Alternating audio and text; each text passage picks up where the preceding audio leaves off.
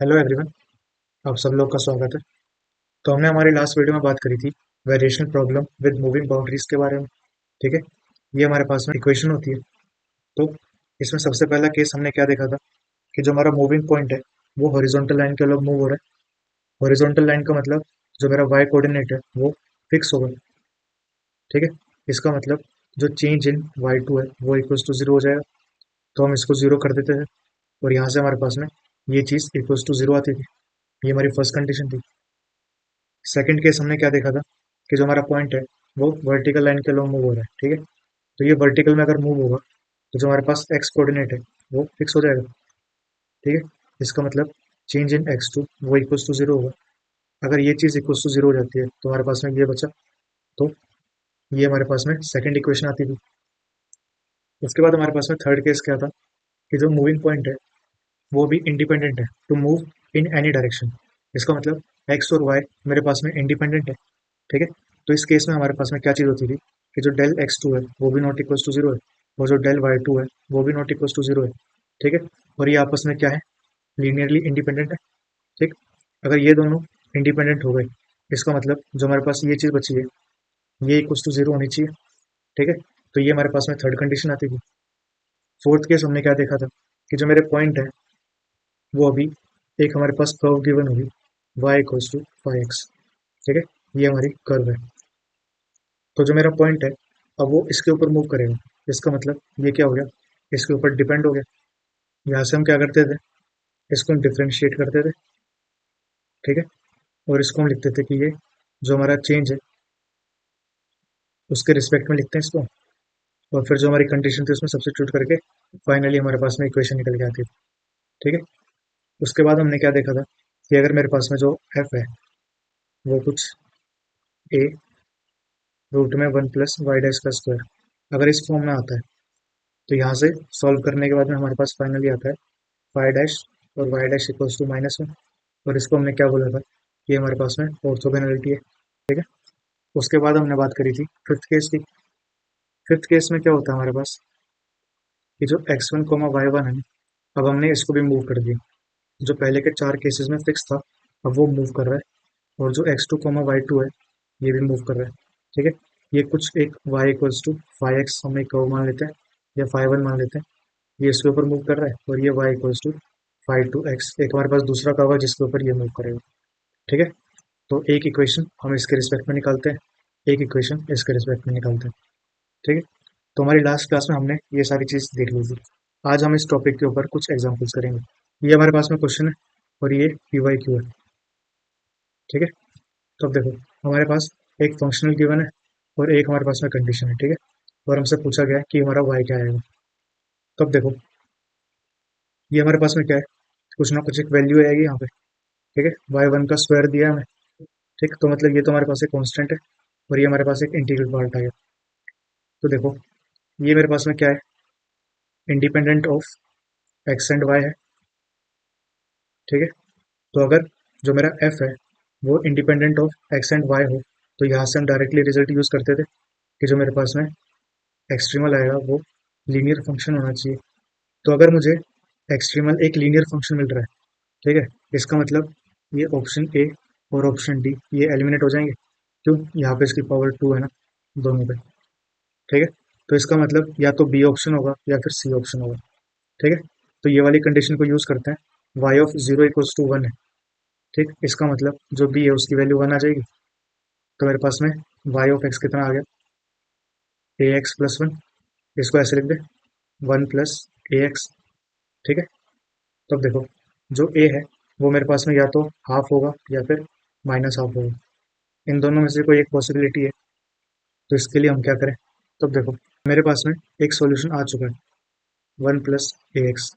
ठीक है, हमने एक मेथड सीखा था जिसमें जो हमारे पास बाउंड्री कंडीशंस होती थी उसकी हेल्प से हम एक सॉल्यूशन एज्यूम करते थे। ठीक है, उसको हम हमारे इंटीग्रल में यूज़ करते थे और फिर यहाँ से हमारे पास में आंसर आता था। ठीक है, तो वो चीज़ मैं यहाँ पे भी कर सकता हूँ क्योंकि एक सॉल्यूशन तो मेरे पास में आ ही चुका है। तो इस वाई ऑफ एक्स को अगर मैं वन प्लस एल्फा एक्स मान लूँ, ठीक है, तो हमारे पास में यहाँ पे मैं इसको डिफ्रेंशिएट करूँगा तो हमारे पास में आएगा एल्फा। तो ये चीज़ मेरे पास में आ रही है, देखो वाई ऑफ वन की वैल्यू आएगी वन प्लस एल्फा।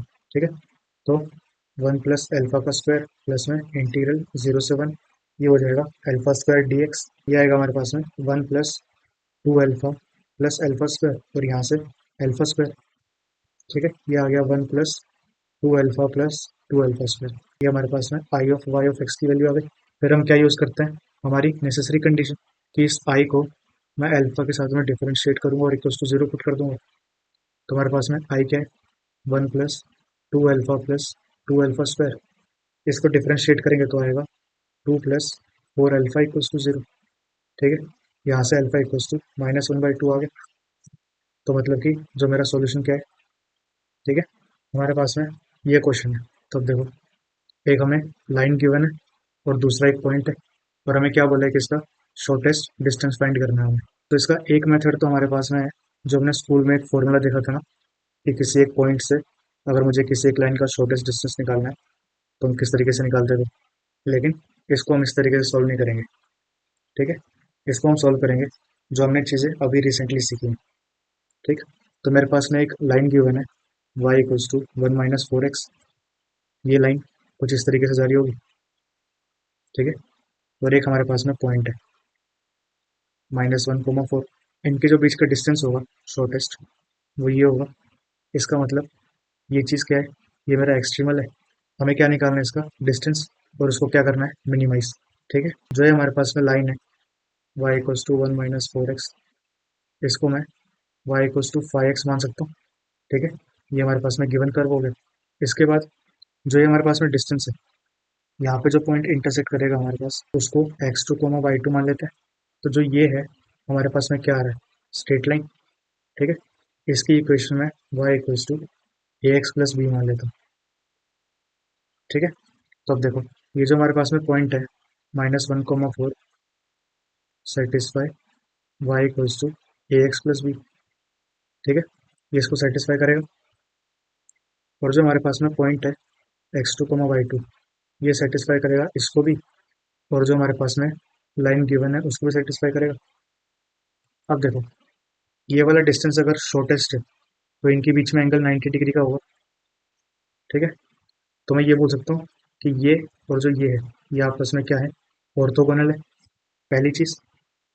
और दूसरी चीज़, मैंने आपको लास्ट क्लास में ये बताया था कि अगर हमें शॉर्टेस्ट डिस्टेंस निकालना हो तो हम हमारे आई को क्या लेके चलते हैं, ये हमने हमारी लास्ट क्लास में देखा हुआ है। ठीक, तो अब देखो, यहाँ पे हमारे पास में आई जो है वो गिवन नहीं था। ठीक है, तो अगर शॉर्टेस्ट डिस्टेंस बोला है तो ऑलवेज हमारा फंक्शनल ये होगा, याद रखना है यहाँ पे। यहाँ से हम क्या बोल सकते हैं अभी, कि जो y इक्वल्स टू 1 - 4x है, और जो y equals to a x plus b है। ठीक, ये दोनों क्या है, ऑर्थोगोनल है। ठीक, तो जो हमारी कंडीशन है ऑर्थोगोनलिटी की, five dash y dash equals to -1। ठीक, अब देखो, y इक्वल्स टू 5x क्या है, ये है ना। तो यहाँ से हमारे पास में फाइव डैश की वैल्यू कितनी आएगी, -4 आएगा। और यहाँ से हमारे पास में वाई डैश कितना आएगा, ए आएगा। इसको जब सब्स्टिट्यूट करेंगे तो हमारे पास में ए की वैल्यू 1/4 आ रही है। उसके बाद हम क्या करते हैं, y equals to a x plus b. ठीक है, इसको -1, 4 सेटिस्फाई करेगा, वो पॉइंट रख दें। तो 4 इक्वल्स टू ए की वैल्यू क्या है, 1/4 है, प्लस में बी आ गया, और जो एक्स है वो कितना है, -1 है। तो यहाँ से हमारे पास में बी की वैल्यू भी आ गई, वो कितनी आ रही है, 4 प्लस 1/4, ये आ जाएगा 17/4। तो हमारे पास में ए और बी दोनों आ गए। जो हमारे पास में डिस्टेंस है y equals to a x plus b, a की वैल्यू 1/4, बी की वैल्यू 17/4। ठीक है, तो हमारे पास में ये तो आ चुका है। अब हमें क्या करना है, शॉर्टेस्ट डिस्टेंस निकालना है। ठीक, उसके लिए क्या बताया, इंटीग्रल x1 से x2 और 1 प्लस वाई डैश का स्क्वायर और dx। ठीक है, जो x1 है इसकी वैल्यू तो हमें पता है। ठीक, कि जो हमारे पास में पॉइंट गिवन था ये, तो यहाँ पे -1 हमारे पास में x1 होगा, हमें x2 नहीं पता। इसका मतलब जो दूसरी कंडीशन है ना हमारे पास में, y ऑफ x2 फाइंड करना है हमें। ठीक है, ताकि उसको हम यहाँ पे रख सकें, और फाइनली जब इसको सॉल्व करेंगे तो हमारे पास में शॉर्टेस्ट डिस्टेंस आ जाएगा। ठीक, तो इसके लिए अब हम क्या करेंगे, ये देखो, जो हमारा सेकंड वाला पॉइंट था कि जो ये पॉइंट है x2, y2, ये इक्वेशन को भी सेटिस्फाई करता है, और जो ये वाली इक्वेशन है इसको भी सेटिस्फाई करता है। तो यहाँ से हमारे पास में y2 equals to ax2 + b आएगा, और यहाँ से y2 इक्वल्स टू 1 - 4x2। ठीक, y2 और y2 इन दोनों को इक्वेट कर दें तो हमारे पास में आएगा ax2 + b equals to 1 - 4x2। a की वैल्यू 1/4, b की वैल्यू 17/4, 1 - 4x2। यहाँ से इसको उधर ले आते हैं और इसको यहाँ पे ले जाते हैं। इसकी वैल्यू आ रही है 17/4, यहाँ पे इसको करेंगे तो -13/4 हो जाएगा। ठीक है, तो x2 आया हमारे पास में -13/17। फिर हम क्या करेंगे, y इक्वल्स टू -1 और -13/17, 1 + y'²। ठीक है, ये जो हमारे पास में y' है ये कहाँ से आएगा अभी, जो y equals to ax + b था। यहाँ से हमने वैल्यू फाइंड करी थी y' की, कितनी थी, a थी, और a की वैल्यू कितनी है, 1/4 है। तो वो यहाँ रख देंगे, इसको सॉल्व करेंगे तो हमारे पास में आंसर आ जाएगा। ये क्वेश्चन है हमारे पास में। अब देखो, यहाँ पे भी हमें शॉर्टेस्ट डिस्टेंस फाइंड करना है बिटवीन। अब हमारे पास में दो कर्व आ गए। दो कर्व आने का मतलब क्या है, x1, y1 और x2, y2। अब हमारे पास में ये दोनों पॉइंट मूव कर रहे होंगे। ठीक है, तो देखो इनके बीच का जो शॉर्टेस्ट डिस्टेंस होगा कुछ ये बोल सकते हैं। यहाँ पे जो हमारे पास में पॉइंट है इसको मैं x2, y2 मान रहा हूँ, और जो ये वाला पॉइंट है इसको मैंने x1, y1 मान लिया। जो हमारे पास में आई है ये हमें दिख रहा है कि ये क्या है, independent of x and y। इसका मतलब जो एक्सट्रीमल आएगा वो कुछ ax + b की फॉर्म का आएगा। ये जो हमारे पास में एक्सट्रीमल है ये हमारे पास में एक कर्व हो गई, इसको मैं y इक्वल्स टू phi1 मान लूँ, और जो ये वाली कर्व है इसको y इक्वल्स टू phi2x मान लेते हैं। ठीक है, सबसे पहले बात करते हैं x1, y1 के लिए। ठीक, तो ये स्ट्रेट लाइन है, ये हमारे पास में एक्सट्रीमल हो गया, तो ये हमारे क्या है, phi1x। ठीक, जो ये मेरे पास में पॉइंट है यहाँ पे x1, y1, ये इसको सेटिस्फाई करेगा, और जो हमारी लाइन है y equals to ax + b इसको भी सेटिस्फाई करेगा। ठीक, तो यहाँ से अगर मैं y1 को इक्वेट कर दूँ उसके दोनों को, तो हमें क्या मिल रहा है, x1 - 3 equals to ax1 + b। इसके बाद हमारे पास में क्या है, y इक्वल्स टू x²। इसको हमने क्या माना है, y इक्वल्स टू phi2x। ठीक है, और यहाँ पे हमारे पास में एक्सट्रीमल, ये जो पॉइंट है x2, y2 वो इसको भी सेटिस्फाई करेगा, और y equals to ax + b को भी सेटिस्फाई करेगा। ठीक है, तो यहाँ से मैं क्या लिख सकता हूँ, हमारा f क्या है, ये वाली फॉर्म है, तो यहाँ से हम डायरेक्टली जो ऑर्थोगोनैलिटी की कंडीशन है उसको यूज़ कर लेते हैं, क्योंकि लास्ट में सॉल्व करने के बाद यही आता है हमारे पास में। इसको हम इस वाले केस के लिए भी यूज़ करेंगे, और जो ये वाला केस है यहाँ पर भी यूज़ करेंगे। ठीक है, phi1x क्या है, x - 3, तो phi1x को डिफ्रेंशिएट करेंगे x के रिस्पेक्ट में तो 1 मिलेगा। y क्या है, ax + b, इसको हम डिफ्रेंशिएट करेंगे तो a मिलेगा। ठीक है, और जो हमारी ऑर्थोगोनैलिटी की कंडीशन होती है यहाँ पे वैल्यू सब्स्टिट्यूट करते हैं तो a की वैल्यू -1 मिल रही है, phi2 क्या है, x², और y क्या है, ax + b। यहाँ पे जब हम यूज़ करेंगे हमारी कंडीशन को, ठीक, तो हमारे पास में x2 की वैल्यू आ गई, और हमारे पास में a की वैल्यू आ चुकी है। इसको मैं यहाँ सब्स्टिट्यूट कर दूँ तो यहाँ पे हमारे पास में b की वैल्यू आ जाएगी। इसके बाद में जो a और b है उसकी वैल्यू को यहाँ सब्स्टिट्यूट करेंगे तो हमारे पास में x1 आ जाएगा। हमने इतने एफर्ट जो किए हैं वो x1 और x2 की वैल्यू फाइंड करने के लिए तो किए, और हमारा एक्सट्रीमल y को फाइंड करने के लिए किए। ठीक है, हमारे पास में सारी चीज़ें आ चुकी हैं अब, तो अब मैं शॉर्टेस्ट डिस्टेंस फाइंड कर सकता हूँ। y क्या है, ax + b, जहाँ पे हमारे पास में a की वैल्यू भी आ चुकी है, और जो b है उसकी वैल्यू भी आ चुकी है। हमें x1 भी पता है क्या आएगा, और x2 भी पता है क्या आएगा। ठीक, यहाँ पे वैल्यू सब्स्टिट्यूट करेंगे और हमारा फाइनली आंसर फाइंड कर लेंगे। ये हमारे पास में क्वेश्चन है, और ये भी क्या है, पी वाई क्यू है। ठीक, देखो एक फंक्शनल गिवन है, और हमें क्या बोला हुआ है कि जो इसका लेफ्ट हैंड है ना वो क्या है, फिक्स्ड है इस पॉइंट के ऊपर, और जो राइट हैंड है वो मूव कर रहा है इस लाइन के ऊपर। ठीक है, तो जो ये वाली चीज़ हमारे पास में है ये क्या है, y equals to phi x. फिर से देखो, independent of x and y, इसका मतलब जो एक्सट्रीमल आएगा वो यहाँ पे जो हमारे पास में कॉन्स्टेंट है वो C1 और C2 दी है, ठीक है। तो थोड़ा सा सिंप्लीफाई रहे हमारे लिए सॉल्व करना, तो इसको हम C1 और C2 ही मान लेते हैं।